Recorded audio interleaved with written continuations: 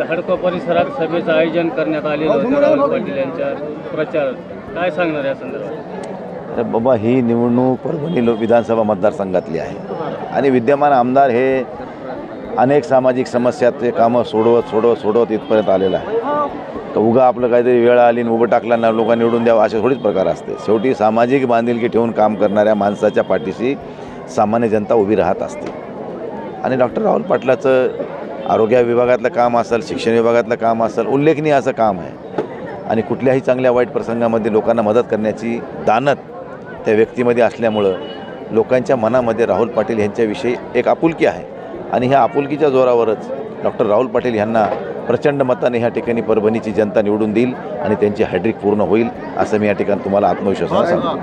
खासदार श्रीकांत शिंदे यांचे सभेचं आयोजन करण्यात आलं होतं आणि त्यांनी असं बोलले की उद्धव ठाकरे साहेबांची जी शिवसेना आहे त्यांनी मागच्या लोकसभेमध्ये त्यांचा रंगच बदलून टाकला आणि त्यांनी निवडणुकीच्या काळात लोकसभेच्या हिरवे झेंडे फडकवले.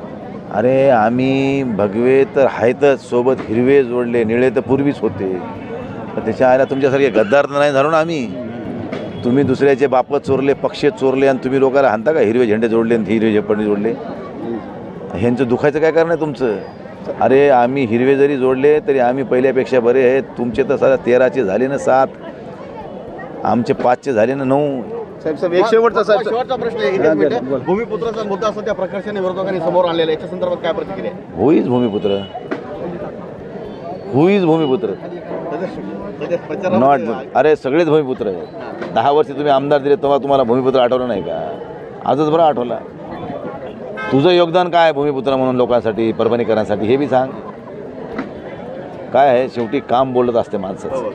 तुम्ही समाजासाठी काय केले त्याचं अवलोकन समाज करत असते आणि त्या अनुषंगाने त्याचे मार्ग त्याला देत असते. साहेब शेवटचा एक प्रश्न, संतांचा वारकरी संप्रदायाचा वारसा आपण जमता, महाराष्ट्राला संतांचा महापुरुषांचा विचारांचा वारसा आहे. पुन्हा तीच गोष्ट आली, बटेंगे तो कटेंगे.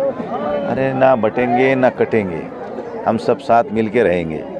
खलास चलो.